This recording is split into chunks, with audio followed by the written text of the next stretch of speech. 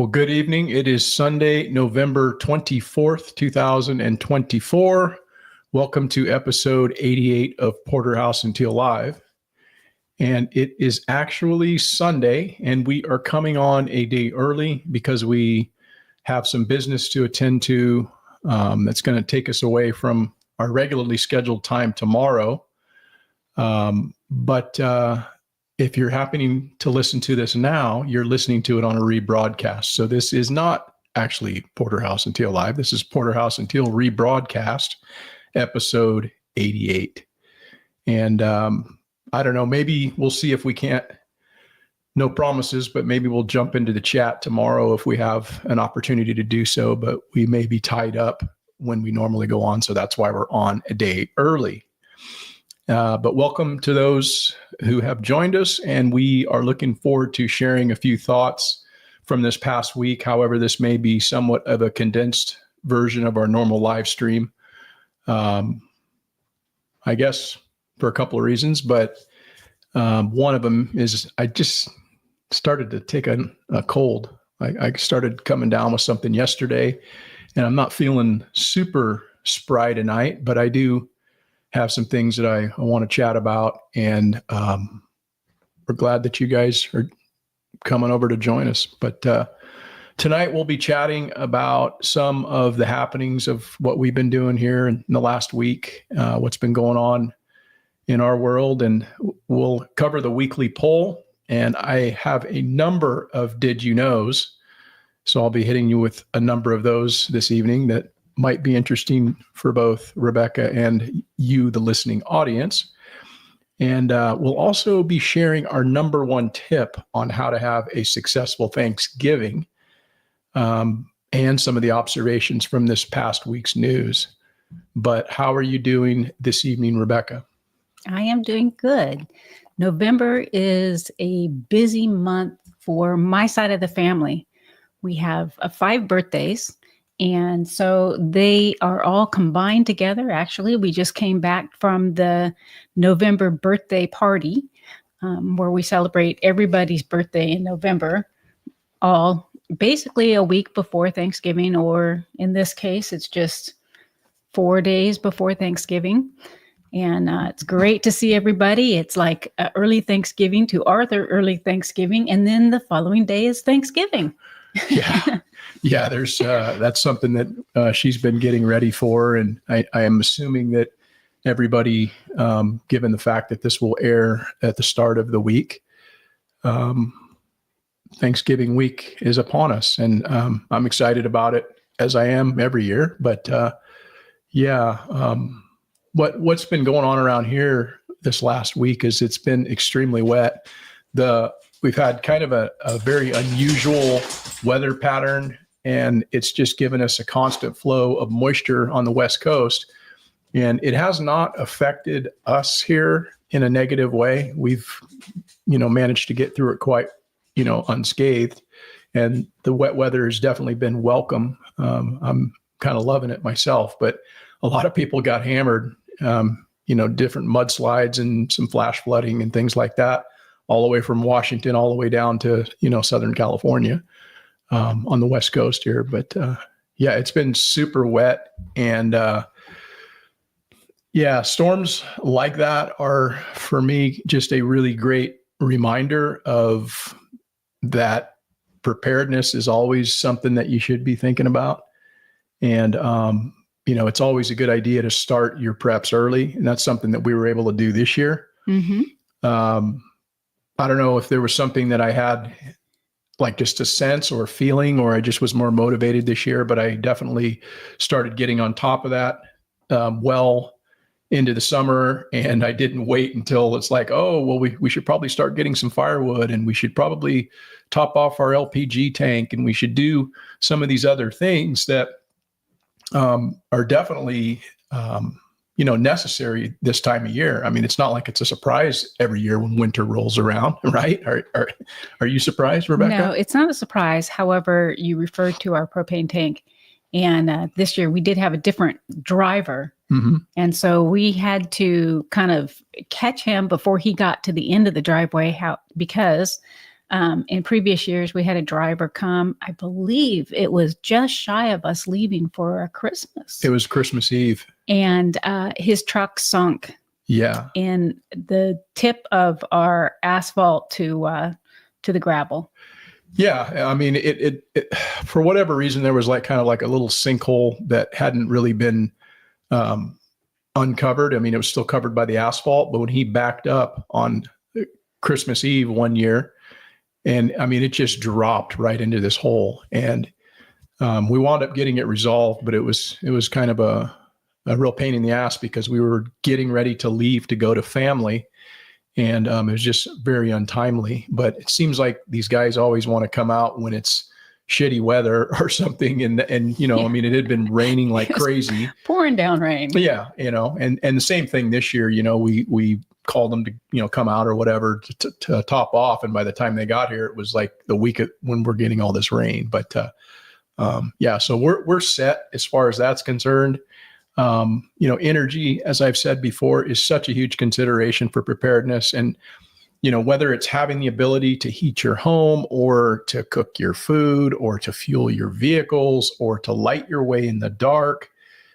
The energy is the thing that's going to be able to keep you comfortable in your domicile, in your home. And it's just, I don't know, it's just seemingly doesn't really get talked about as much as it does some of the other items with regard to like preppers and stuff. But it's definitely right up there with water for me, and food is that energy component. But yeah, if you haven't gotten your preps going, at this point, I mean, winter's here. I mean, at least it is on West Coast. It's getting dark a lot earlier. And for me, it sneaks up on me, and I end up having to go out and feed the chickens in the dark. Usually I wear a ball cap. I can clip on my flashlight. This last time I had my grandson with me, and he wanted to know where his flashlight was. Yeah. And he was pretty adamant about the fact that he wanted to have his flashlight. So I trusted the fact that if I put my ball cap on, he was going to be thrilled with the fact that he had the flashlight, and he would guide our way. And he did a fabulous job. I'd say, okay, turn this way. Let me see where my feet are. Let me see where the chickens are. And he did great for a 3-year-old. He did great. Yeah. Yeah. It's pretty cool, man. He's at that age where he just wants to be involved in everything and help and be right a part of what you're doing. So, you can't discourage that at all. It's really great to have him and, have him be that involved in wanting to do those sort of things. But yeah, this year is the first year we've actually had the battery system, and having the ability to know what our energy use is the first year we've had the ability to do that. And we can pull it up on the app and see what our energy consumption is, see what we've generated in the day coming off of the solar panels. And yeah, we never really knew that before. We just basically paid the bill at the end of the true up, and we'd look at the monthly bill and kind of try to figure out like kilowatt hours, how many do we use and blah, blah, blah. And, we always know that it's going to be where we start pulling from the grid in the wintertime, because we have less, solar generation that we're making. And that was kind of the first time that I've experienced that this week, was when it rained for four days at least. And we didn't get any sun until Saturday was the first day where I could kind of go outside and assess what I needed to actually do out there. But I basically kind of sequestered myself on the inside because it was just a steady rain, man. Never really hammered, but it just, so we never had the sun. And I got an opportunity to kind of at least understand what it means to be like an off-gridder, where you have to limit your usage. And now, of course, we don't really have to do that because we can still pull from the grid. We're still tied to the grid, but our batteries are down at 20%. So, they stop at 20%. And then if we don't get any sun in the daytime, or we only get like 1.5 kilowatt hours that we're generating just in the clouds, then, you're kind of at the mercy of, well, if we get too many more days of this, and if in fact there's a power outage, you're really going to have to figure out what it's like to be, really limiting your energy usage. But So our dog always seems to think that she needs to go to the bathroom while I'm cooking dinner. Mm. And in the summer months, it's kind of hectic because she also seems to think that that's a great time to go outside and then take off because she thinks she's going to get chased. So in the wintertime, it's great for me because she doesn't want to get wet. So she runs outside, pee-pees real fast, turns around and runs back in. Yeah. She no playing games, man. Yeah, it's not nice out there. But just doing some storm cleanup here yesterday and today. Trying to pick some of the things up that just come out of the trees, and we didn't have any major issues. But as with any storm, you're going to have limbs and things are shedding themselves. And so just kind of been doing that sort of thing around here the last couple of days, and working in the chicken yard, moving around a bit of compost. The chickens are glad to be able to get out and to do chicken things. And I also started here in the last week, and I'm going to be putting out a video on this. I'm not really in any big hurry to get it out, but I did shoot some content on an incubator. And I mentioned it in our last live stream, and somebody had actually asked about it. And so I'm going to do a little video, kind of like an unboxing, and show you up close what this actual unit is and give you my impressions of it and everything. To this point, it's working well, but we'll just kind of see how it goes as far as, the hatch and all.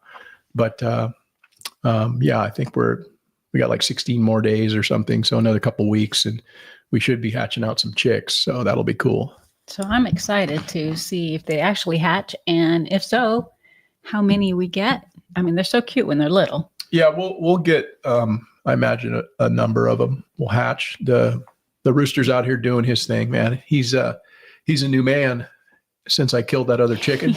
He's the new man on the block. Yeah, he's really stepped into his role quite admirably. But I mean, I'll let him out in the morning and he'll breed 6 chickens before I even turn my back. But he's doing his thing, and he's not an aggressive bird toward us. So, we might just keep him around for a little bit longer for his fertility contribution. And he does kind of help to keep order in the yard. So when the ladies start to, decide they want to start working on each other, then he'll go over there and kind of break it up and stuff. But he's been a good rooster, and we'll see what we can get out of him here this year. So as far as some chicks, maybe, huh? Yeah, he's definitely not aggressive. You can go in there and he just kind of moves out of your way and lets you gather the eggs and do whatever it was that you need to do in there. And yeah. Rebecca also just informed me that we probably are going to need to, excuse me, we're probably going to need to start looking at putting some more meat in the box. And we're going through what we processed last year. And so we'll probably be adding some hogs here at some point. I'll probably get a couple hogs and we'll feed those out. But I also need to get, some beef online as well. Now that's going to take a little bit longer for that to for us to be able to process a beef. But we're definitely at that point now, right? Yeah, definitely. And I was thinking that if you bought the hogs, because it doesn't take as long to feed them out, that as we are working on feeding out a steer, then by the time we end up getting close to the end of the hogs or halfway through, the steer will be getting pretty close to being put in the box. Yeah. Obviously meat prices and food prices and everything has been so extremely, it's just been painful for everybody. You want to go out and eat a steak and it's like $16, $17 a pound. And you don't even know, what quality is and what it's been fed. So it is nice to be able to do your own meat. But I thank you for letting me know that we need to start getting something online, because we have been going through the meat. It's been good. Yeah, it definitely has its own best flavor compared to the store. Right. You were doing some sewing here the last couple days. I was. We have what I refer to as a bench window in the living room. And because of the size of it, there's nothing that you can buy in the store. So I'm left with basically sewing a pad that's going to fit that, and trying to do it as inexpensively as possible. Mm-hmm. Not only for the bench window, But because of the size of the dining room table, we have a 10-foot dining room table. They don't make tablecloths long enough. Right. So I actually have to find two that match and sew them together to make them work for the table. Yeah. Which is actually very important for homesteading because you never know when you need to sew on a new button or mend a hole in a sock or Yeah, but see, all that can be, I mean, that's just darning things, and people can do that with a needle and thread. But I mean, you obviously run the machine and you do so pretty well. You've made a lot of cool things. You've done a lot of cool alterations and done a lot of repairs on my clothing, which just kind of helps to extend it. And, to your point, having that as a skill isn't something that you hear a lot of people again talk about. And it's kind of a lost art when it comes to the younger generation. They don't really learn that stuff. They're not teaching it to them in school. But that used to be shit that you would learn like in home ec, or you'd take a sewing class or whatever. And it was, I don't know why that's such a thing that people don't think is a really valid life skill. But to be able to mend a piece of clothing rather than just fucking throw it in the garbage, or if you need to take make it bigger, or you add something to it, or you're making something for somebody, or as in the case of what Rebecca was saying, a lot of times things aren't sized to what you have, and you can, utilize that skill. But I'm glad you, have had that skill for a long time. You learned that when you were a kid, right? I did learn when I was a kid because my mom sewed a lot of our clothing, a lot of our dolls and what have you.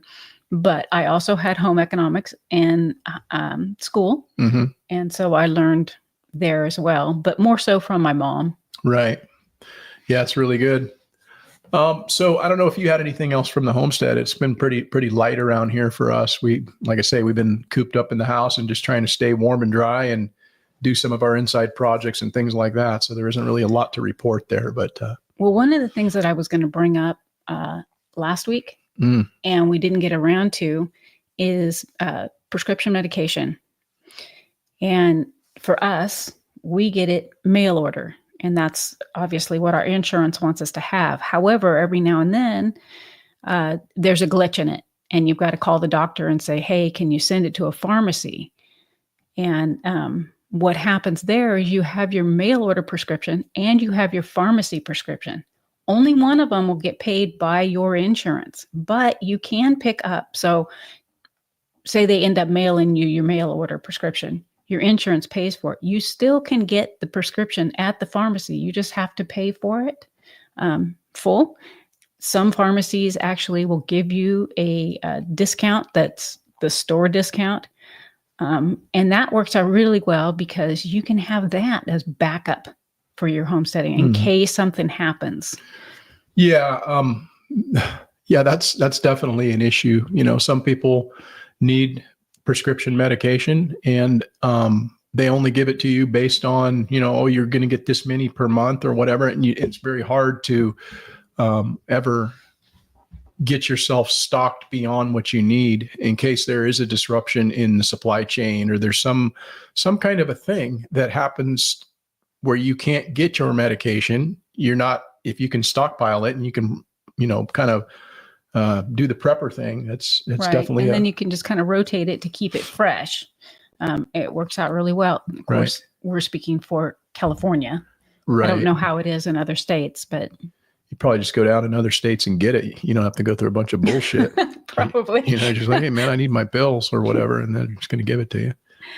But yeah, that's what we deal with in California. But yeah, that's good intel to double dip in that way. And that way you can have a little bit extra, put back for the emergency time. Mm-hmm.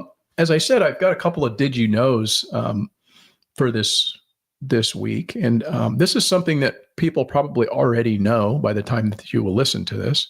But I don't know if you know this, Rebecca. Did you know that Chuck Woolery, the affable, smooth talking game show host of Wheel of Fortune and Love Connection, and Scrabble, who later became a right-wing podcaster skewering liberals and accusing the government of lying about COVID-19, has died?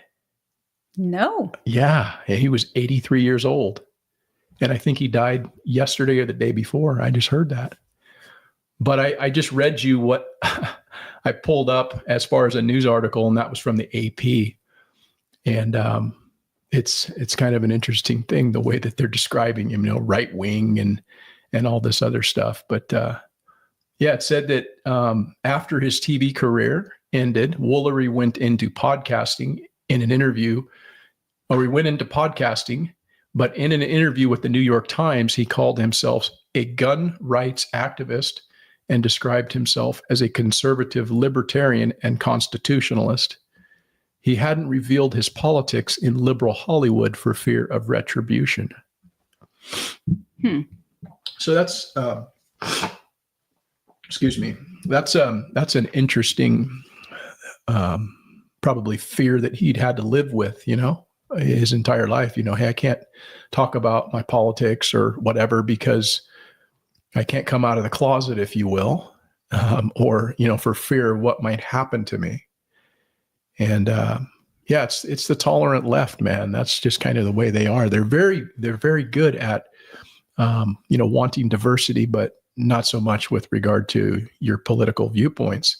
They don't really like that as much. So he had to hold that close to the vest until he left Hollywood and became a podcaster where he could speak his mind, and, people decided either they wanted to listen to him or they didn't. But yeah, he just died. Kind of a trip, huh? Yeah.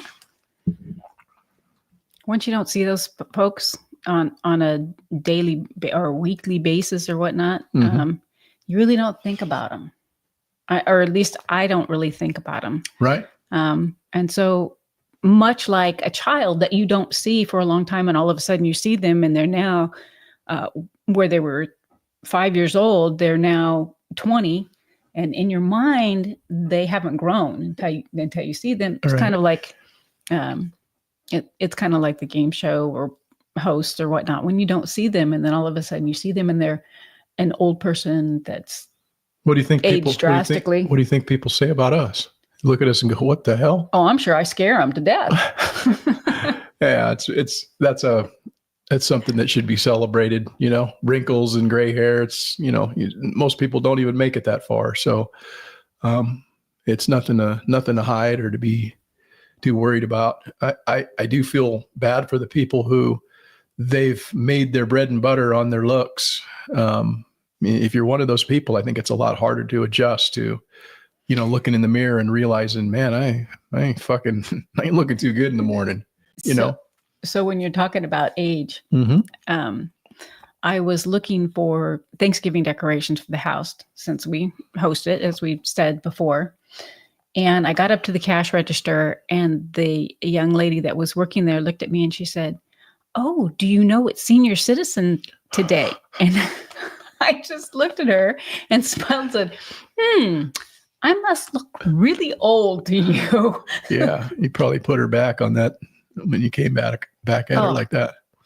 She just kind of looked at her cash register and looked down. And I said, "I'm only kidding. I appreciate you letting me know that." Because I was just joking with her. I didn't mean to offend her in any way. Well, she offended you by saying you're a senior citizen, right?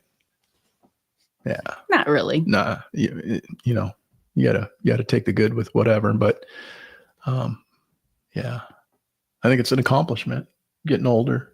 I truly made feel it this that. far. I truly feel that way. I know people I went to school with, man, that like died in high school. And I'm just thinking, man, you were like 18 years old and you missed out on a whole bunch, man. Yes. And it's just like, you think about it. So it's something to celebrate. But let's move on to this week's installment of Liberal or Conservative. So let me ask you, Rebecca, this is the quote, and you tell me, is this a liberal or is this coming from a conservative? Quote goes as such: "Many people will walk in and out of your life, but only true friends will leave footprints in your heart." Yeah, I'm going to say conservative. Yeah, you would be wrong. You'd be wrong. Maybe in some ways conservative by today's standards when you compare what, people are today that are liberal. But no, that came from a liberal, and it came from Eleanor Roosevelt, who was an American political figure, a diplomat, and activist.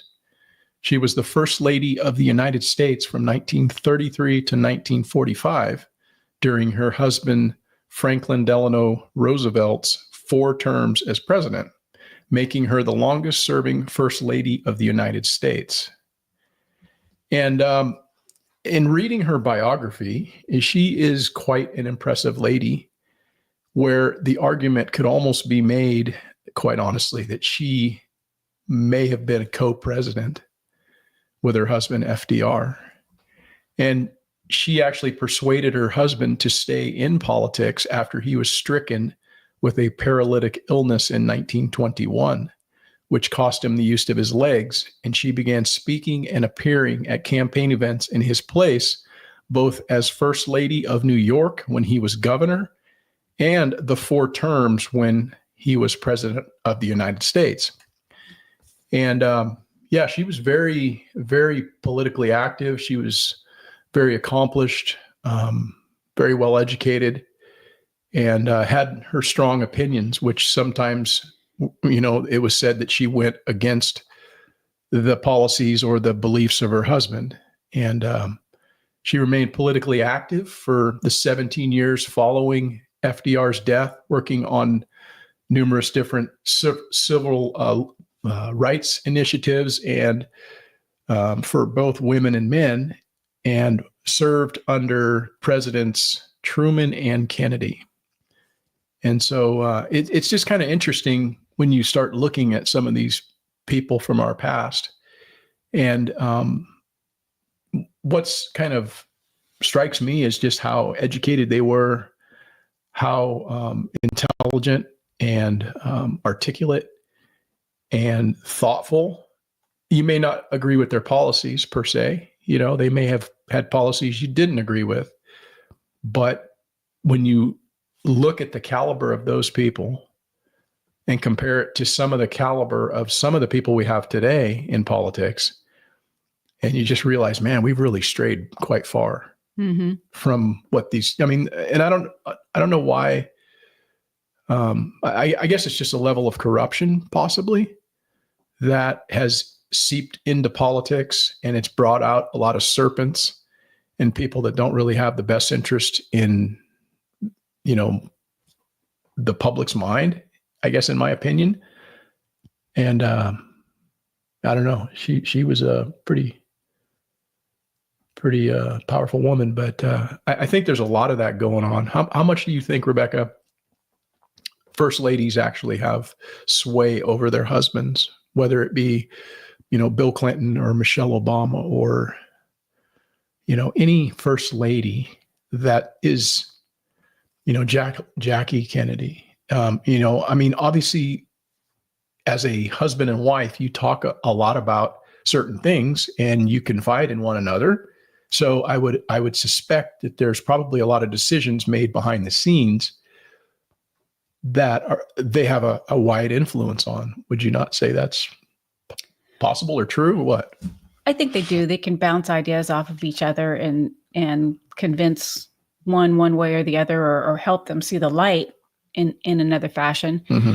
But for some of these ladies, it's because their husbands have actually been stricken with an illness, of which they continue to help carry out the term. Joe Biden, for example. Yes. And his wife. Mm-hmm. Ronald Reagan. Yes. Comes to mind. Ronald Reagan was suffering from dementia toward the end of his presidency. It wasn't as nearly as evident, I don't think, as it is with Joe Biden. Joe Biden is fucking feeble, man. He's having a hard time walking. It's not only affected him cognitively, but just his motor skills are not really too good. And part of that's aging, but also part of that is the dementia. You start to get that shuffle going on. That's what I was going to say. He's getting to the point where I believe he's starting to shuffle. So he's really unsure about his footing. Right. And that's a real thing. I can speak from personal experience dealing with that with family members that have had that disease. And you see it. And when you see it, and then you see it in somebody else that is losing their ability from the standpoint of cognitively, it affects their motor skills as well. So, yeah, I don't know. But as I said, we've got a number of did you knows, and here is another did you know. Maybe some of you know this, maybe some of you did not, but there has never been a president of the United States with facial hair before Abraham Lincoln, who was the 16th president. And the last president to have so much as a mustache was William Howard Taft, who was the 27th president. So that dates back 111 years to 1913, which is also the year that the federal income tax and the Federal Reserve was created. That's how long it's been since we've had anybody with a mustache. And so, we're talking, that's when World War I started, is 13. And so that's a long time, man. So why do you think that is? I was going to ask you, why do you think that is? Here, let me further that so you can have this to chew on. It's reported that less than 5% of the members of Congress have facial hair. And there's not a single state governor anywhere in this country right now sporting any facial hair. And so I was going to ask you, Rebecca, do you have any idea why that is? I don't, but I wonder if it's like a cleanliness type of appearance for them. Okay. They're well kept, groomed properly. That's the only thing that I could think of, because there's no danger in them having any facial hair. Yeah, no. I mean, there was kind of a little run there for a bit after Lincoln. From Lincoln on, there was a number of different guys that had it, McKinley and shit like that. Some of those generals that were in there, they had sweet beards, man, and then mustaches and big old burly beards. But then after 1913, that was the last time. So maybe it's when they come out to do a speech, they don't have any lunch crumbs in there. It could be that. So that goes back to your cleanliness statement. So you're saying that men that have beards are unclean and unkempt. Is that what you're saying? Facial hair? I'm not saying that, but I'm just saying that you're well groomed. You see the face, right? And there's some cleanliness and maybe some trust in being able to see the full face. Okay. You don't trust guys with facial hair. I see where you're going with that. They can hide. I don't like beards personally. I know. That's why I grew one. I know. Yeah. No, you know why I grew a beard is because I worked in a career where I couldn't grow a beard, and I don't fucking like that. But I did it because that's what the job entailed. You had grooming standards and you couldn't have a beard. And the reason why you couldn't have a beard in the fire service is because you need to be able to have a seal with your self-contained breathing apparatus. And so what they allowed is a mustache, and they allowed you to have sideburns down to a certain level. And so that's why you don't really see firemen with beards, because they got to wear breathing apparatus. So, it's just a grooming standard. But when you retire, you're like, man, I want to grow a beard. I never grew a beard. So I grew a beard. Well, just think of how long it took you to grow a mustache. It took me forever to grow a beard, and it was still a shitty beard. So whatever, man. I mean, you got to do it once, right? I'll grow it again. I like having a beard, but I like the scruff actually. But when I met you, you were trying to grow a beard. It looked like dirt on your upper lip. That's true. I was quite young. I was quite young. You were robbing the cradle. I was robbing the cradle. Yeah. So do you like the scruff? Let me ask you that. Do you like the scruff beard? I don't mind the scruff. It's okay. Okay. Oh, that's good to know. This is good intel. I need to know this. Jeez. Yeah. It says today's research and theory suggests that voters may stereotype men with facial hair. Perceptions of men with facial hair as being especially competent, composed, aggressive, powerful, or bold can have both upsides and downsides for candidates. Because some voters may stereotype politicians with facial hair as likely to hold positions opposed to feminists, such as opposition to reproductive choice for women, i.e., abortion. Voters may also see men with beards and mustaches as more supportive of gun rights, military spending, and the deployment of force. Huh. What do you think? Well, I was way off base. Right. So would you be less likely to vote for a candidate because he has a beard, Rebecca, or no? No. Okay. No. And I guess because I was raised with brothers who grew beards and then shaved them off, primarily grew beards when it got close to hunting season. And I never gave that a political thought. Right. Well, obviously politicians are very calculating in that, and they don't have beards because they need to put forth this image of not offending people. But it's pretty interesting when you actually think about that, because they do plenty to offend people. And we're going to talk about that here in a minute. So let me bring this up. And you had mentioned the scruff. We'll check this out. Beards or not? What women do prefer is heavy stubble. That seems to be pretty consistent. Can confirm. I asked over 320 women, and this is what they said. 20% of these women said beard, 21% said clean shaven, and 59% said scruff. I absolutely love it when our data checks out. Yeah, so that's a pretty definitive little survey of 320 men. The scruff is in, right? Mm-hmm. Yeah, well, I'm bringing it back. The only way that I would say that scruff was not very good is if it was like sparse. With crumbs? No. You get crumbs in it? No. Sparse? Okay. It's just sparse, where you've got a little scruff and then there's like a little bald spot, and a little bit of scruff. That's never a good look. I don't think that's a good look. But yeah, Thanksgiving, it's next week, guys. But man, good luck finding anything in the stores right now that's related to Thanksgiving, right, Rebecca? Oh, let me tell you, I was looking for placemats, and I said, is there anything in your store that's like not Christmas and has something to do with Thanksgiving? And they're like, oh, you should have been here 3 or 2 months ago. Otherwise, it's gone. They box it up and ship it out. Christmas is in, and we haven't even had Thanksgiving yet. I know. It's so crazy, man. I don't even know. Like, it doesn't make any sense. But yeah.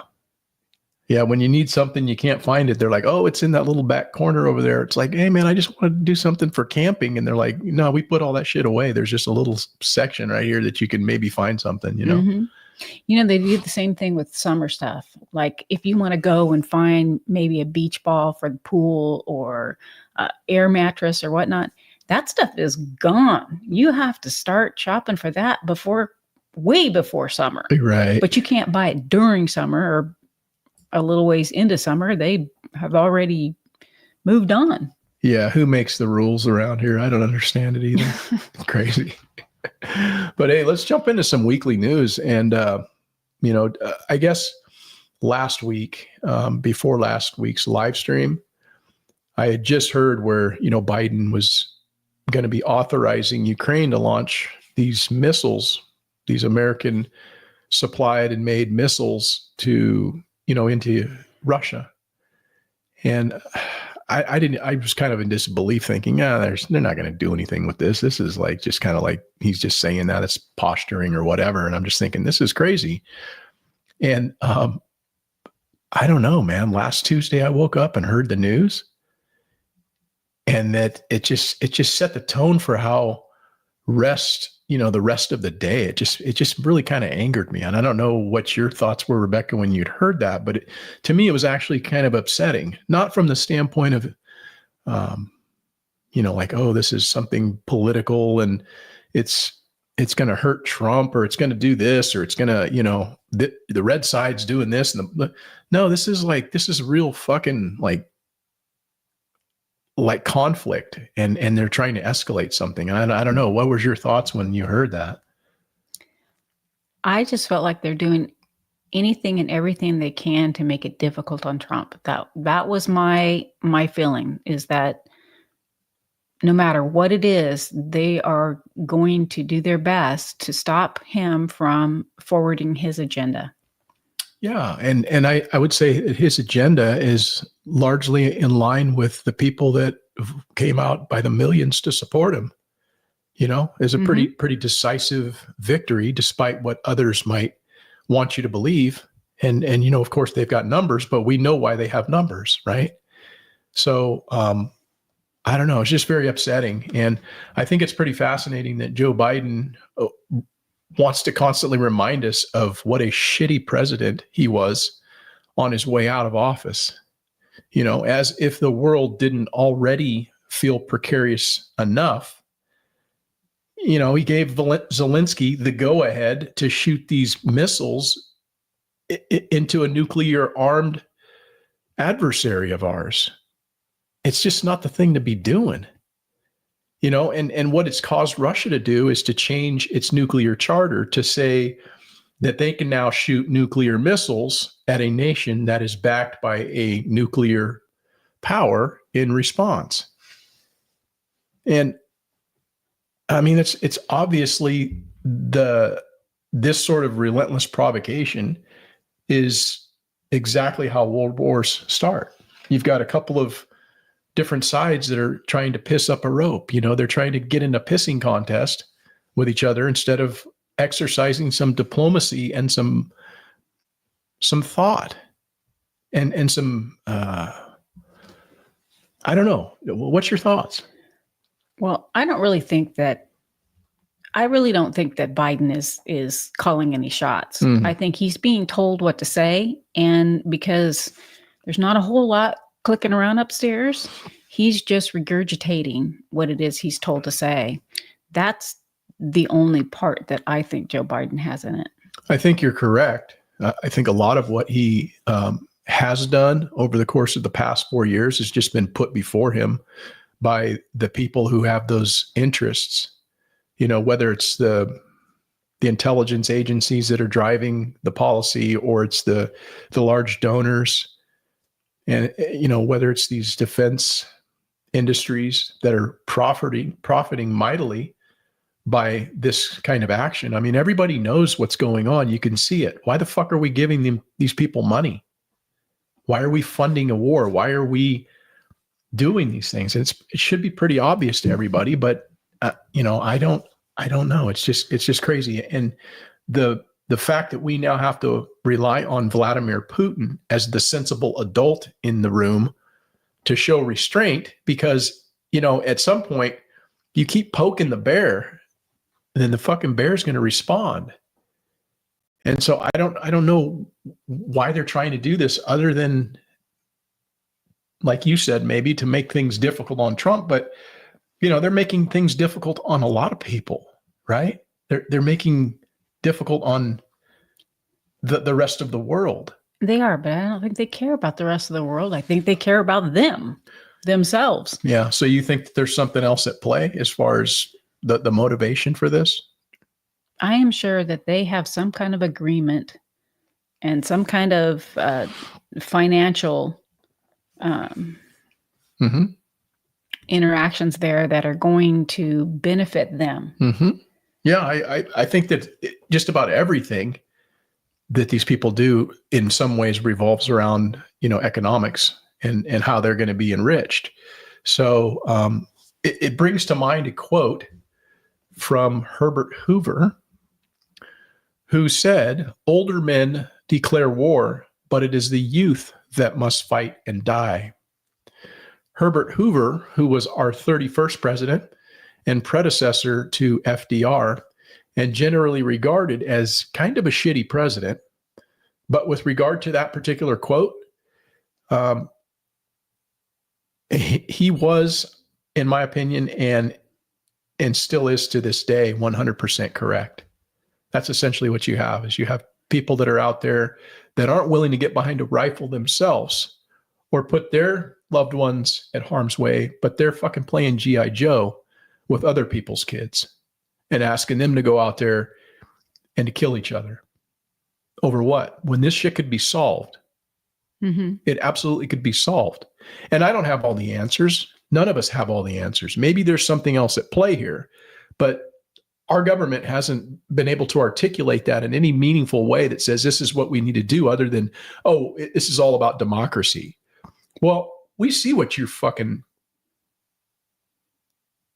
idea of democracy is by what you just did in this last election, by taking an old man who isn't fit to run, and you removed him from the chance to run again and put some other puppet in there that failed. That's democracy at work for you. And so for them to say that what they're doing over there is to help spread democracy or to save democracy, I mean, what are we even talking about, right? Right. I don't know. It's kind of mind-blowing for me that we get involved in other people's businesses. Yeah. I mean, we've got so much in our own country that needs to be taken care of that they just turn their back on and,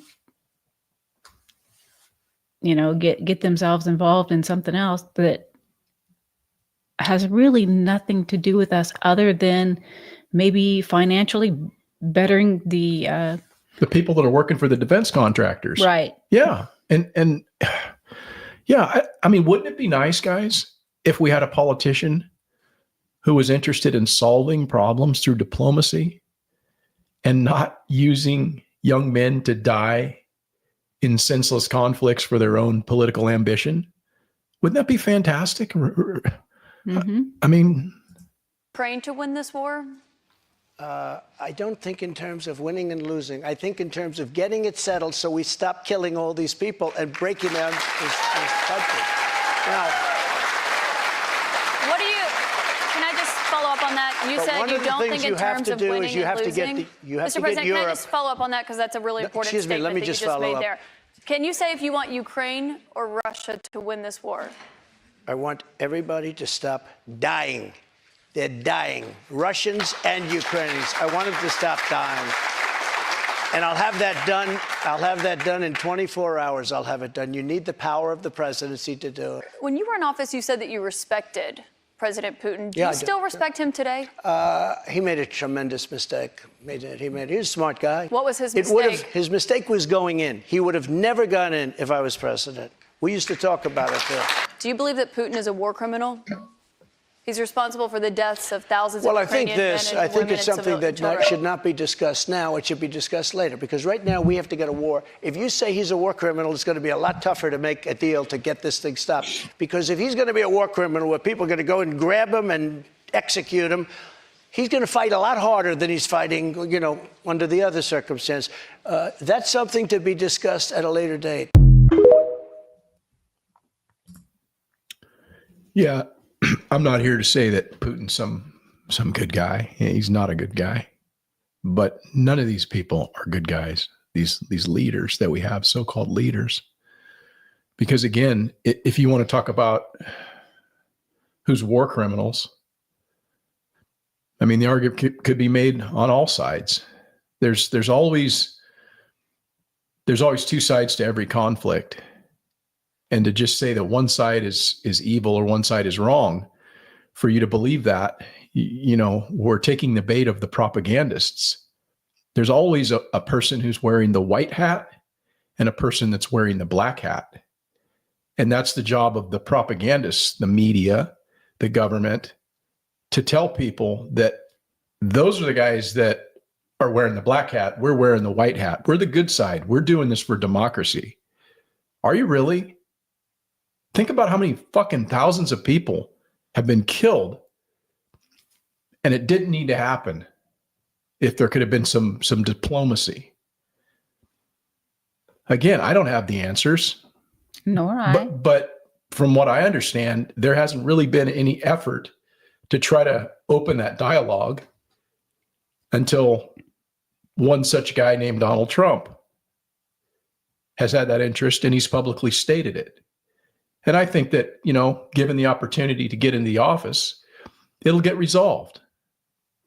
And it's unfortunate. I mean, look at all the people that died in all the fucking wars that we've had recently, whether it be Afghanistan or Iraq or any other conflict that we've asked our soldiers to go and be a part of.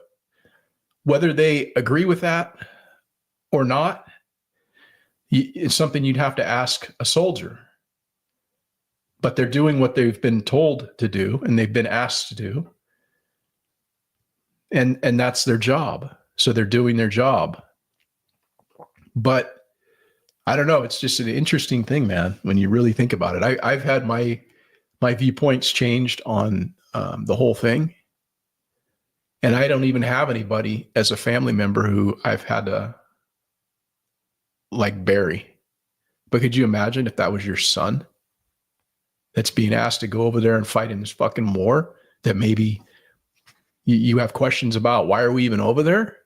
Look at how they withdrew from Afghanistan. Look at that fucking debacle. And nobody's had to answer to that. Nobody will answer to that until we get somebody in there.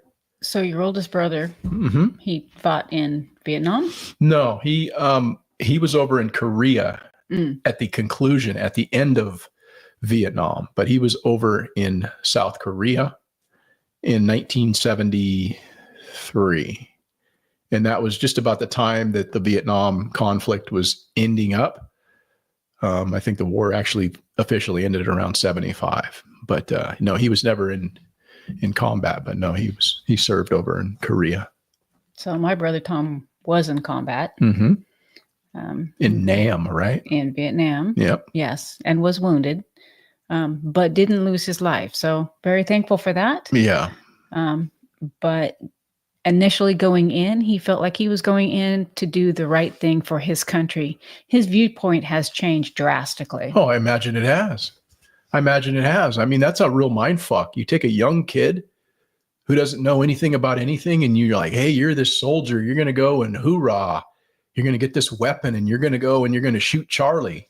You're going to kill these fucking gooks, right? Mm-hmm. And you dehumanize other human beings so that it makes it easier for you to sleep at night when you go and you kill somebody. That's how it goes down. And if I was young like that, I would have fell into that. But see, that's why they go for young men, because young men don't know any better. They're also in much better shape than older men. But old men aren't going to fall for that bullshit. They're going to be like, yeah, don't get in my fucking face, asshole. Yes, they're very impressionable. Yeah. Yeah. I mean, it's a total mind fuck, man. And I don't know. I'm kind of sounding off here, maybe inappropriately, maybe a little bit too much, but I'm just, I just think it's, I guess the beautiful side to it, not that there's a beautiful side to my brother being wounded, but he's had some difficulties with that and had to be hospitalized for at least 3 months. And it was close to where I was living down in the Bay Area. And I had to drive through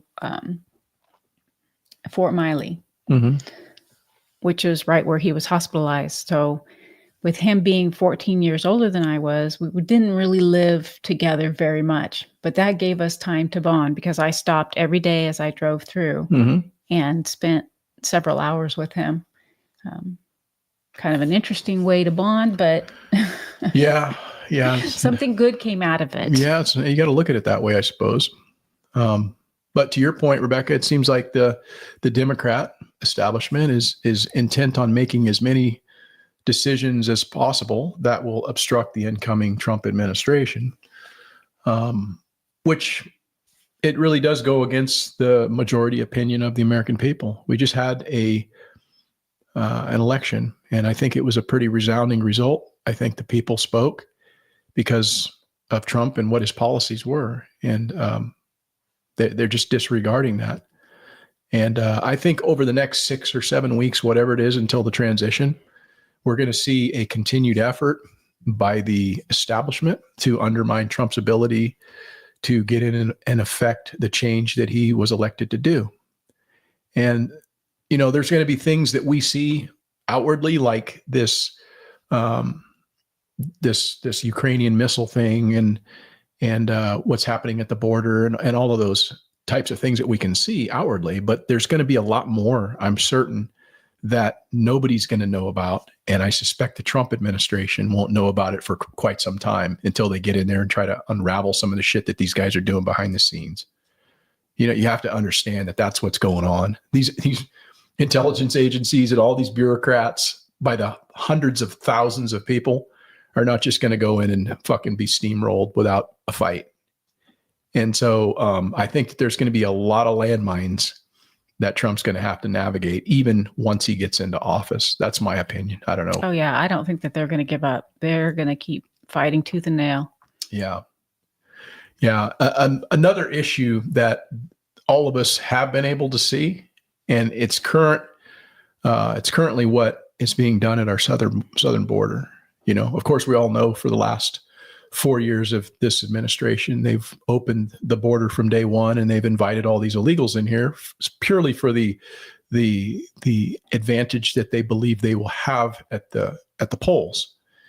And I don't know why they would want to treat people that don't even live here better than the citizens that live here, but that's clearly what they're doing. Check out this latest thing that I picked up off of Fox News. It was a clip, and they've been talking about this application, this app that they're giving to these illegals for some time. I know JD Vance actually spoke about it in the debate before the liberal moderators decided, oh, no, we got to move on, JD. We got to talk about something else here. But he had brought that up then. It's been an issue that's been out there for quite some time, but they're giving them this application so that they can basically go anywhere and do anything just by putting some bullshit information into this app. And then that's good enough. They don't need to go through the whole process or whatever. So this is another thing that is currently going on right out in the open where we can all see it. Biden administration is quietly loosening immigration policies before Trump takes office. This according to the New York Post. It reports the administration is testing a new app that will allow illegal migrants to bypass in-person check-ins at their local ICE office. Jeff Paul is live with more. It sounds like they're just giving Donald Trump one more thing to undo.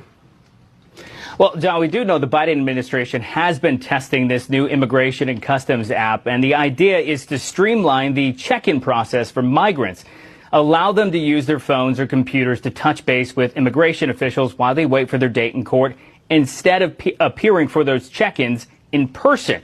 Now, a source tells Fox News ICE has been using the app already in a couple of cities, but according to the New York Post, it's going to be launched officially next month in New York City. The field office there reportedly has been overwhelmed, fully booked with appointments for a year. Our sources tell us that's really the push to get this backlogged moved through. The concerns regarding this app, obviously it's a new app, so there's going to be some glitches. The other wider concern is, could it cause even more migrants to go under the radar? We'll have to see what happens. John? All right, Jeff Paul for us. Thanks, Jeff. Yeah, so that's another issue right now going on. They're going to try to stuff as many illegals across the border as they can, just to make things even worse for the American citizen.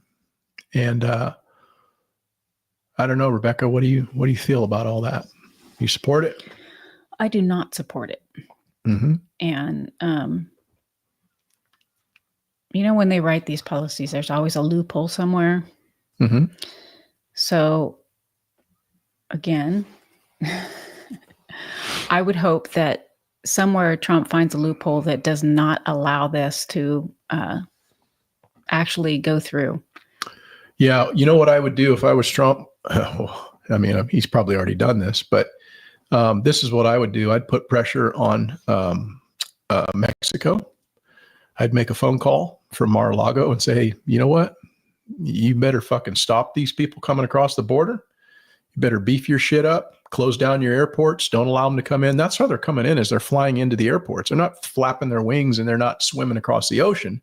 They're flying in and they're letting them get there in that way with these caravans. So they need to do their job about keeping people from coming across our border. And I would threaten them with tariffs. I would do whatever the hell it was that I could to say, you know what, they're going to come back to your thing. And when they do, when I get into office, there's going to be hell to pay. That's what needs to happen. I mean, he can't do anything to Biden right now because Biden's a lame duck and it isn't Biden doing it anyhow.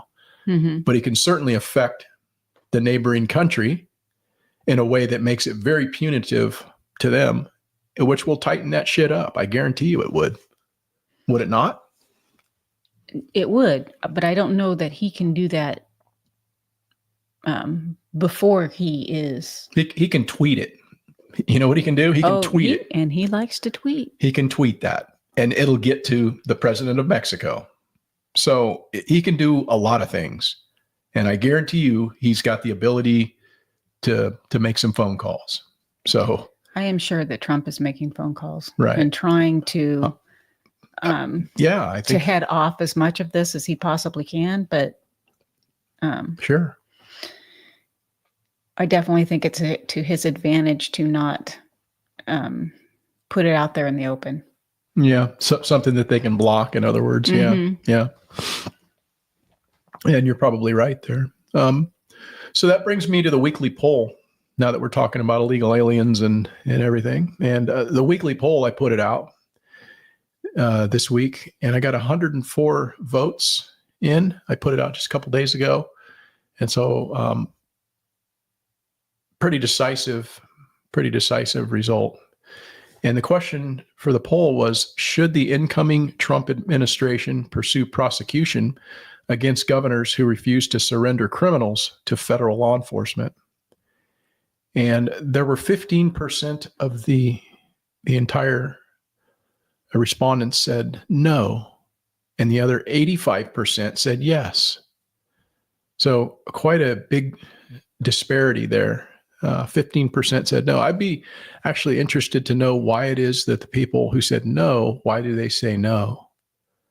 And I don't know what that would be based on, but I'd be interested to know why they said that, because maybe there's something that I'm overlooking as far as, why would you be opposed to somebody who's supposed to be the chief law enforcement officer of your state who's breaking federal law? And now that federal law just doesn't impact California. It impacts the entire country, because let's say California, for example, has no walls. Once you come across the border, you're free to go anywhere in the state, or anywhere in our country, mm-hmm. contiguous United States. Right? Mm-hmm. So why is that not a crime? And why should they hold on to people who are breaking the law, that are criminals? We're not talking just people who are here undocumented. It says surrender criminals. Now, you might say that all of them are criminals because they have broken a law. So that by default makes them a criminal. But we know that there's people who have come here that have done heinous shit to people, whether that's stealing or murder or rape or human trafficking, all of the things that we don't support in society, in a civil society. Why would you be opposed to that? And I'd be interested to know what those 15% of people said. But it's because they're humans too. Well, they are humans too, but that doesn't mean that they just get to fucking come into your house. No, I know, but right? I'm saying this. You're saying that in jest. I understand. Right. But we have from the bleeding heart. Right. Yeah. We have locks on our doors, and all of the people that are saying, oh no, that just open the borders, they have locks on their fucking windows and doors at night. Right. So they have no problem putting a gate around their little compound if they live in an exclusive neighborhood. But yet America is just a place for people to come and just fucking free for all. I don't know how that works. I think it's pretty clear. We talked about this in the last couple episodes or whatever, kind of trying to figure out, how all these blue states always go blue. They're just so reliably blue. But it's clear that the Democrats don't want borders because they need illegals to win elections. And Democrats also need illegals to win elections because they can't run on their ideas. Right? If they told you what their actual ideas were, then people really wouldn't vote for him. They always have to point finger and it's the other person they're going to fuck you over. We're going to keep them from fucking you over. Vote for us. They don't really tell you about all their great policies other than climate change and, women's right to abort a baby. Well, and you notice the majority of the people that they interview, if they can get in and interview the people who are coming over illegally, don't hardly speak English. So you know that they don't understand really what's being said to them other than somebody saying, sign your name right here. Yeah. Here, we'll take you to the voting polls and you. Right. Yeah. You check this box and check this box, and sign your name right here. Yeah. I think these politicians, these liberal politicians and the liberal establishment on both sides, quite honestly, in a lot of sense, giving preferential treatment to illegals in the form of free housing and government assistance over people who are veterans and are citizens who have been victims of natural disasters, whether it's a wildfire where your entire community's been wiped out, or you've got a flash flood that comes through and wipes out your entire community, like just happened a month or so ago in North Carolina and Tennessee and other states. And they're given $750 and, hey, here you go. Here's your little fucking crumb. But these people come over and they get hotel rooms and plastic cards and, they give them the key to the city. And I mean, that just doesn't set well with people. And the American people have kind of rejected that. And that's just one of many reasons why they lost in this last election, because people can see it. I think they stepped too far over the line. Well, they did. And, imagine if they didn't have a compliant media. Imagine if you actually had a media, and I'm talking about the legacy media, NBC, CBS, ABC, and all their derivatives, right? MSNBC and CNN and fucking Bloomberg and whatever else, right? Reuters and AP, all of that's legacy establishment media. It's a propaganda wing of the government. Imagine if they actually had fair and balanced, like, hey, like, this is what's going on.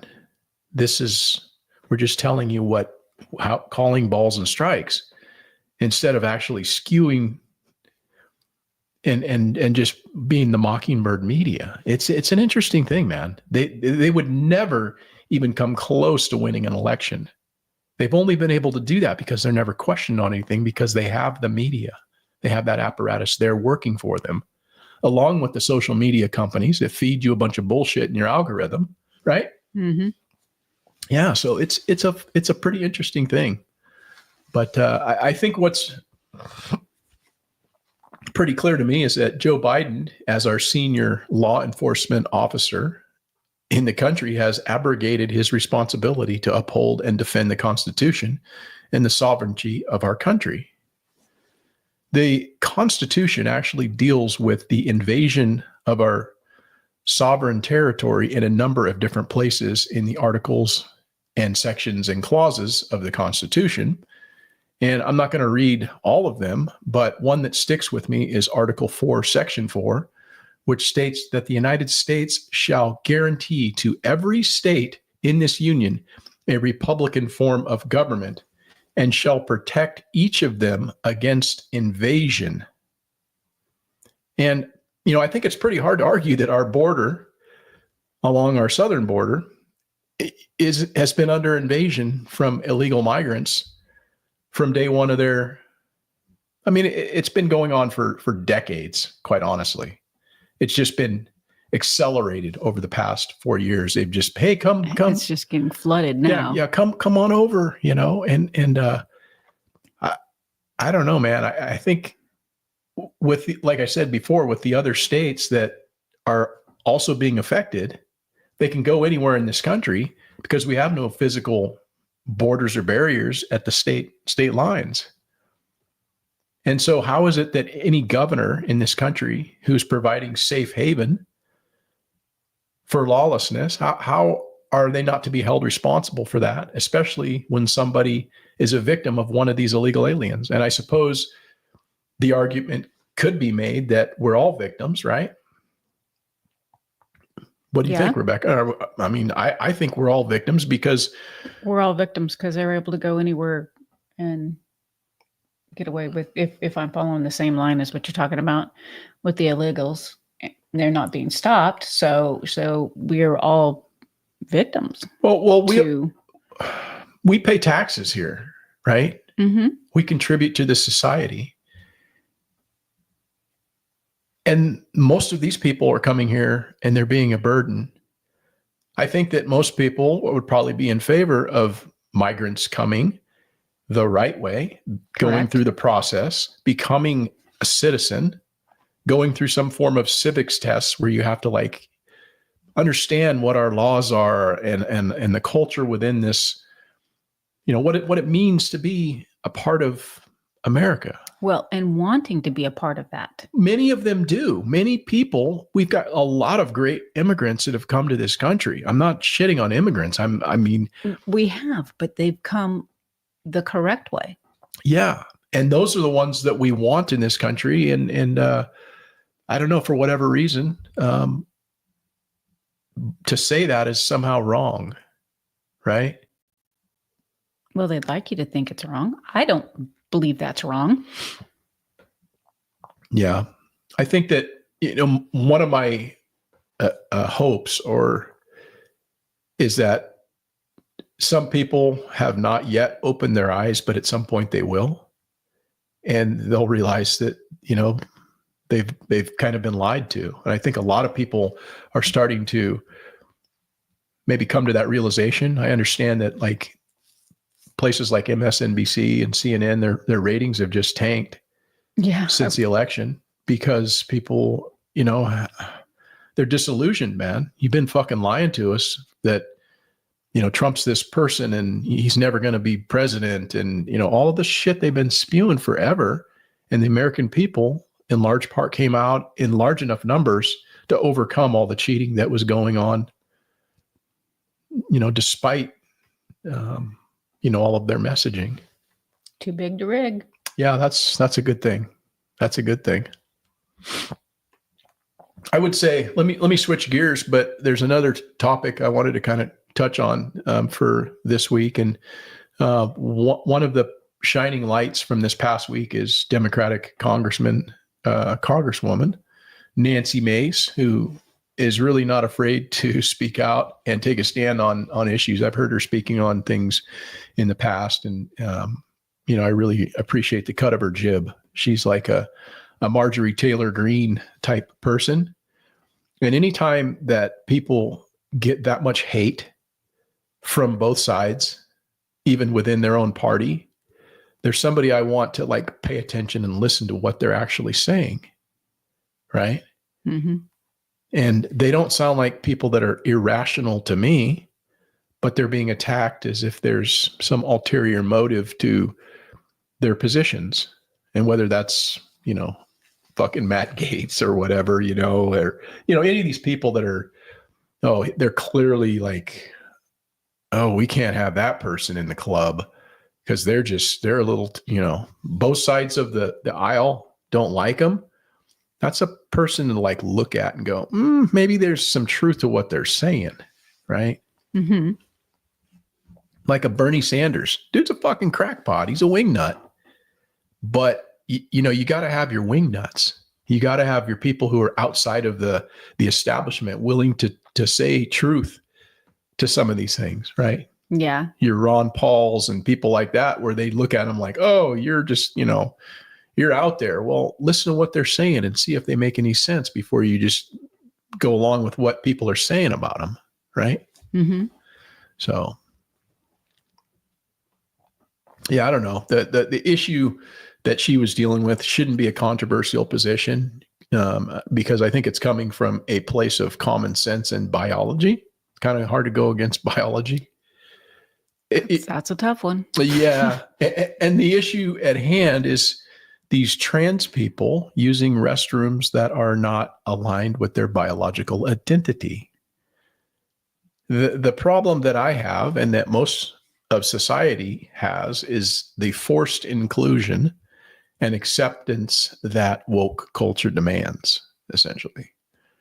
Right? I don't give a shit what you do.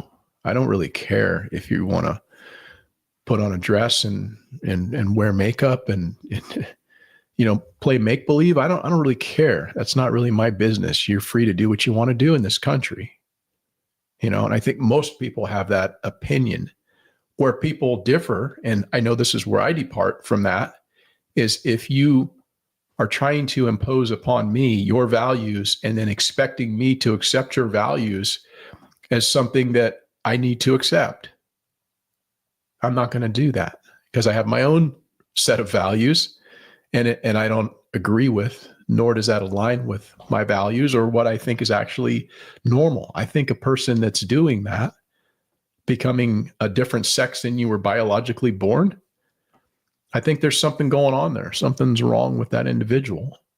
And I don't think there's a problem stating that, right? You can disagree with me and that's fine. Right. But you're not going to change my mind for me to say, oh, well, yeah, I'm just going to accept the fact that there's now a dude, a guy with a penis and balls, and he's dressing up to look like a woman, and he's changed his name to take on this identity of being a female, but you're never going to tell me that that's a female.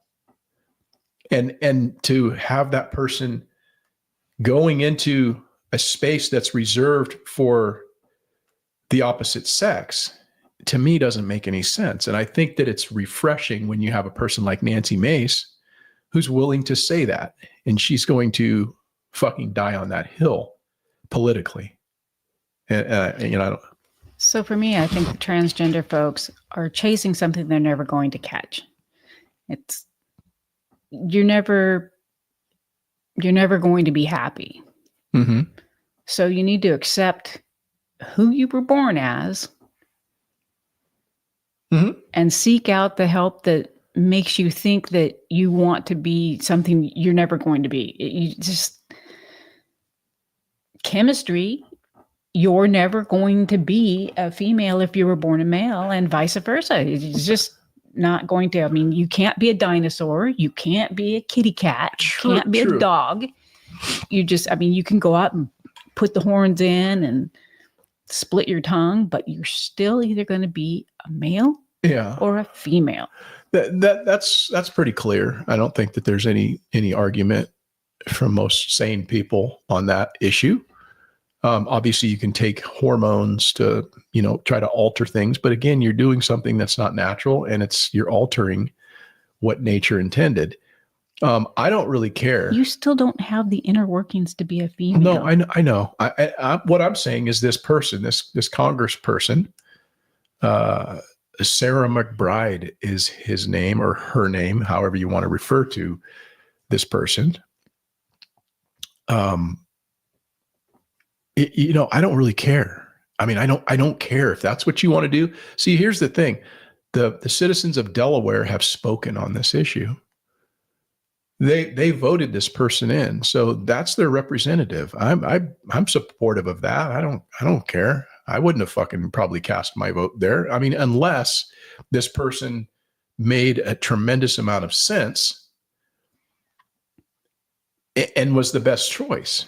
But I still think that there's something wrong with the person. I don't think that I need to say that, hey, you need to go get fucking help, because maybe they're happier now than they've ever been. And that's cool. If they were unhappy being how they were, and now they want to try to be something else that biologically they will never be, I still say that that's an issue that they have to reckon with from a standpoint of mentally. And maybe they've done that.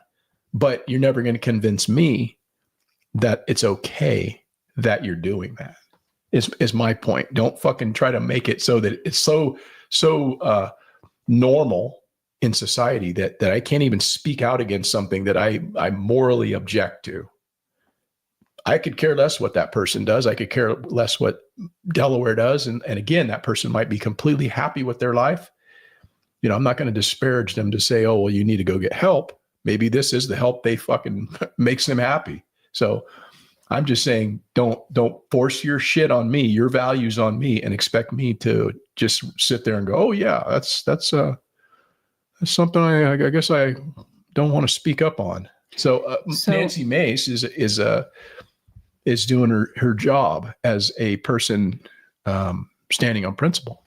So maybe the bathroom signs shouldn't be a picture of a person in pants and a picture of a person in dress.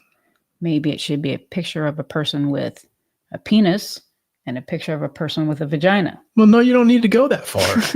I mean, there's, those are the bathrooms you use. They have. You can dress up however you want. Yeah, well, you can, but if this is the part you have, this is the bathroom you use. Right. I mean, they can keep it male or female. We know what a male is, and we know what a female is. I don't think we need to go that far and do that, but anyhow, yeah, I don't know. It's an interesting thing, man. I think it's worth talking about, and I think people should speak up against it if it's something that they morally object to. If this is something you feel completely okay with and you support, that's your feeling as well. But just don't force it on me. It's my point. Right. So I agree with you. I mean, if they want to wear a dress, they can wear a dress. But I'm just simply saying that if you were born a male, then that's the bathroom you need to use. You know how devastating that is for a little girl to have a man in the. And I think that's the point. See, nobody's saying that this Sarah McBride's going to go in there and expose herself to the members of Congress, or there's going to be anything inappropriate taking place in the bathrooms. Nobody's really expecting that that's going to happen. Nancy Mace doesn't expect that that's going to happen.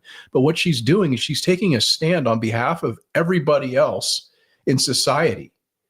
Because if they allow this shit in our fucking state house, then that sets the tone for like, oh, this is okay to do in schools. This is okay to do here. This is okay to do there. And there's going to be wacky states that allow this sort of thing. California for one, right? Oh yeah. So it's already happening in our petri dishes around the country. They're already experimenting with this wackiness. But I think that it's great that somebody's speaking up and saying, you know what, enough is enough.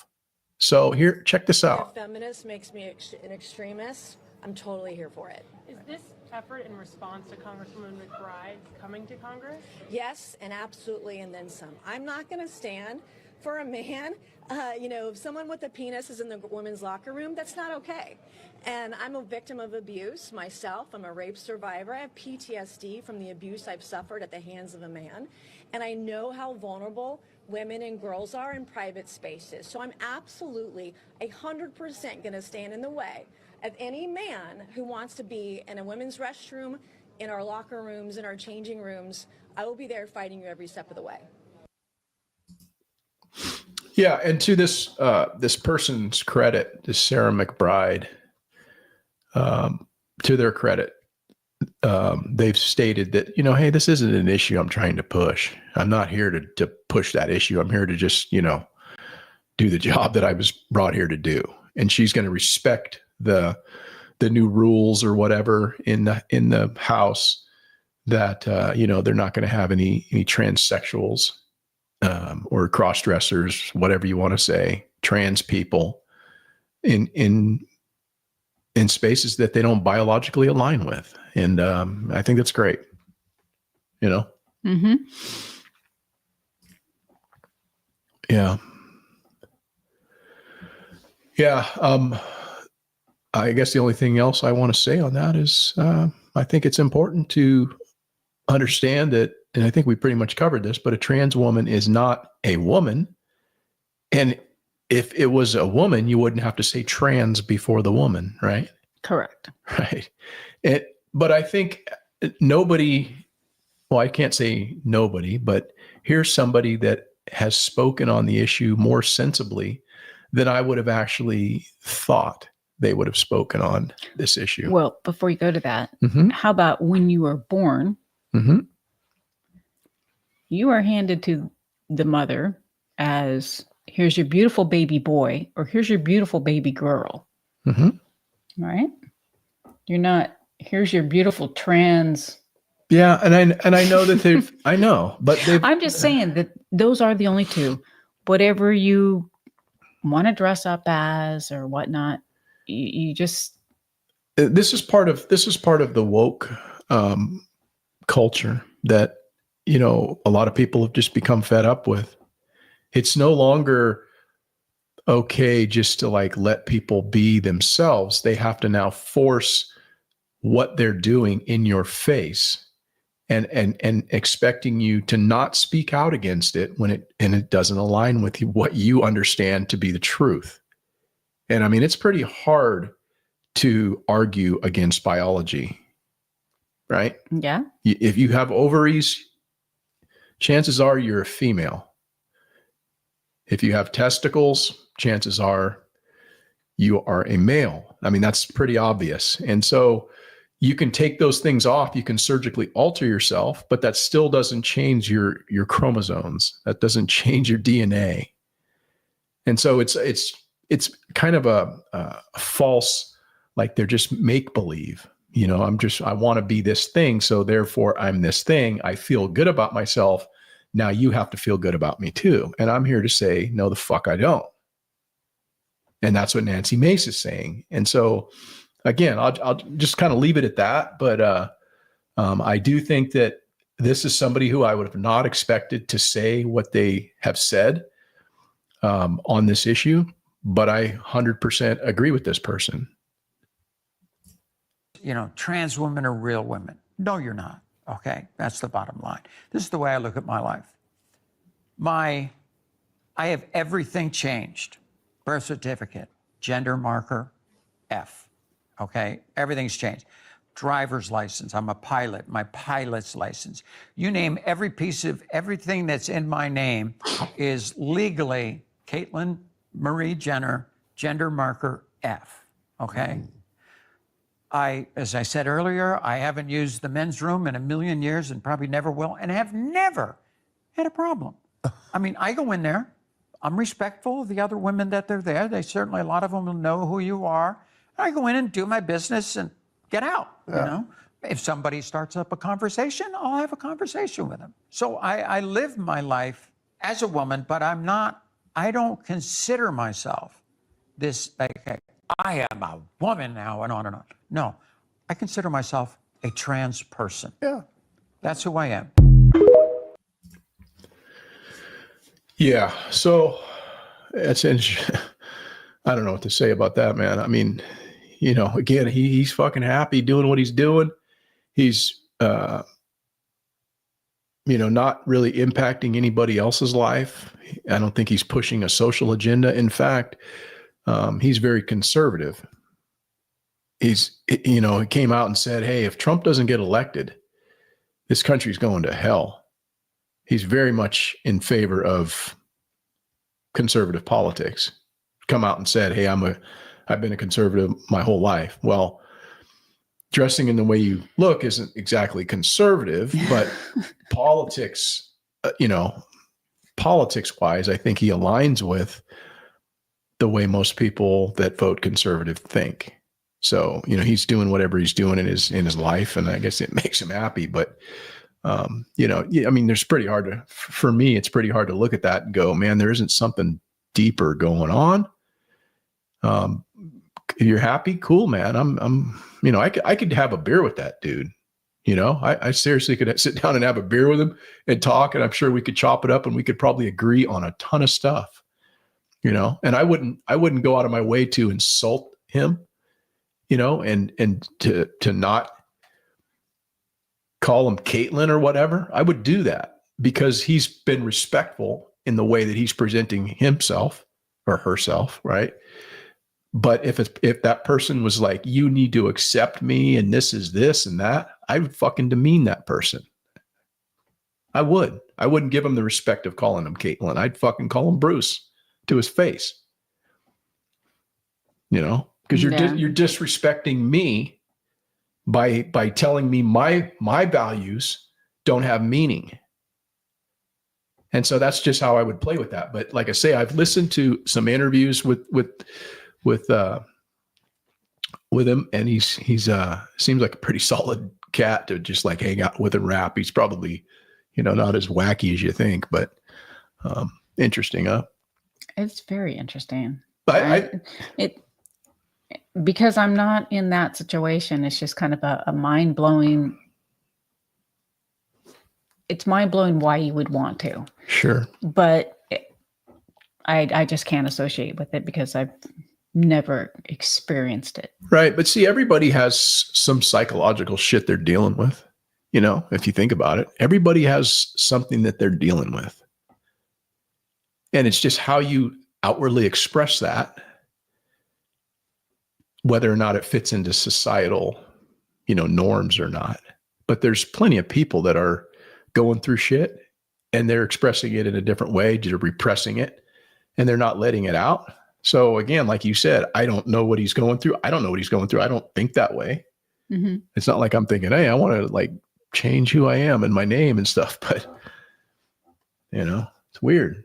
I mean, but you can't discredit it and say that it isn't real for him because he's living that shit and it is real for him, I don't know.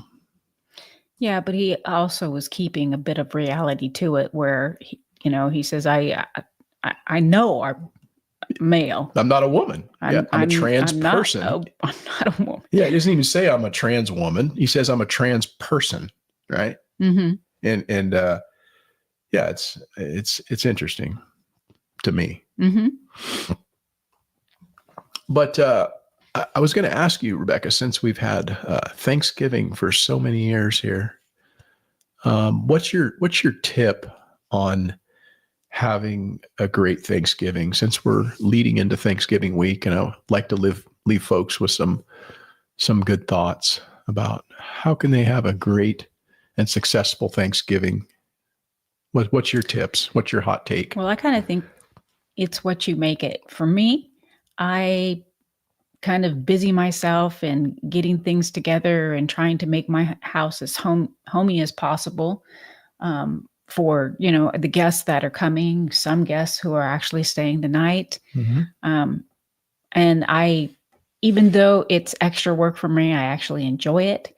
And once people start to show up, because I'm kind of anxious, I want things to go smoothly. Mm-hmm. But once people show up, it's just like, I'm just happy to greet them and accept them in, and whatever I've done beforehand has to be enough. And I just have to let it go. And it's just nice to see everybody. And in reality, the person who cares the most about what's been done and what hasn't been done is me. Right. The guests coming don't necessarily notice any of that. Yeah, they don't know all your extra cleaning that you've been doing. No. Yeah, straightening things up, but that's her thing, and it's good. You say you want everything to go smoothly, which brings, what popped into my mind right away was the year I fucking burnt the turkey, like like black, dude. It was like charcoal. And the guests are so gracious. Oh, this is so wonderful. Oh, it was horrid. It was black as fucking coal, man. It was, it was terrible. I don't know what I did. Couldn't help it. I think I was drinking a bunch of beer and I forgot about it or something. And, I got, it's stupid, man. I just thought about that. Those are good times. See, those are stories good you look memories. Back on. Good memories. Yes. That's right. That's why you do Thanksgiving, to make memories, right? Absolutely. Well, that's why we do our family picture. That's true. Because you look back at that and you say, hey, I miss that person, or there's my daughter, she's pregnant again. Yeah, that's awesome. Well, I'll give you my tip. And this is a good tip, I think. But I think it's important, when you're gathering with family, to just, be there in the moment. And, especially, if you're in mixed company, because our family isn't all, in lockstep with the things that they believe. We have people that are liberal. We have people that are conservative. And so I think it's a really good opportunity to leave politics aside. And particularly now that we just come out of a pretty upsetting election for a lot of different people. Some people are very happy about it and probably more than willing to, hey, yeah, Trump this and everything.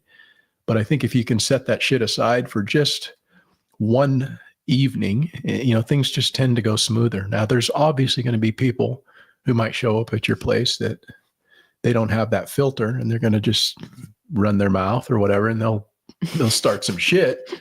But it's just a lot better if you can kind of tone that back a bit. And I would say that there's always things that happen at Thanksgiving that might be embarrassing or whatnot, but you look back at it and it's a memory that you just don't forget. And the way the situation was handled is just beautiful. For instance, I had a sister-in-law who suffered from dementia, and everybody that took their coat off and hung up, she would go get it and put it on and insist that it was hers. And so it was interesting because she did it to like about 3 different people, and watching how they were able to get their coats back it was wonderful. Our son, for example, he said, that's my coat. And she said, no, it's not. And so he said, well, did you hang your coat up over there? She says, no. He says, is that where you got that coat? Yes. So that coat's not yours. It's mine, right? And she went along with it. She went ahead and took it off and gave it to him. But, it's just great to see that he could come up with a way to convince her of the right choice. Sure. And anyway. Yeah. I find beauty in that. Yeah. Well, I find beauty in this clip right here because this is kind of what you shouldn't be doing. Turkey's great this year. Oh, yeah. It's almost like it's great again. Mashed potatoes are good. Oh, yeah, I got them for cheap. It's almost like grocery prices are going down. That's weird. Oh, God, this is giving me gas. Well, you're about to get a lot more gas. Olean. Because prices are going down. So who'd you vote for? Okay, I'm leaving. Yeah. Yeah, it's a little attempt at humor there, but that kind of shit's going to be going on. That's going to be going on this Thanksgiving. And if you're all in alignment politically, it might be a great topic of conversation. But I know that our family is a little bit more spread out, and last thing you need at Thanksgiving is somebody getting pissed off talking about politics. We got enough of that shit going on. But I think we're going to probably wrap it up here with one more clip for you guys. And this is a Did You Know? I think this is one of our better Did You Knows that I've dug up, man. There's some good shit in this one. So let's give this a listen, and we will. Now, what did I just do? Oh, it's the next one over. Oh, I put the wrong clip up there. Yeah. All right, here we go. We still use today and where they originated from. In ancient times, newly married couples would receive bottles of mead as gifts, which was a honey-based alcoholic drink. They would consume this for the first month of their marriage, and it was thought to promote fertility and happiness. This tradition of drinking honey wine over a monthly moon cycle led to the phrase honeymoon. In the 16th century, it was believed that sneezing was a sign of bad spirits and illnesses, so Pope Gregory I encouraged everyone to say, "Bless you," after you hear someone sneeze, and it's still used to this very day. In medieval times, hunters would beat around bushes to flush out birds instead of going straight for the target, hence the reason we say someone beat around the bush when they avoid addressing the main point in a conversation.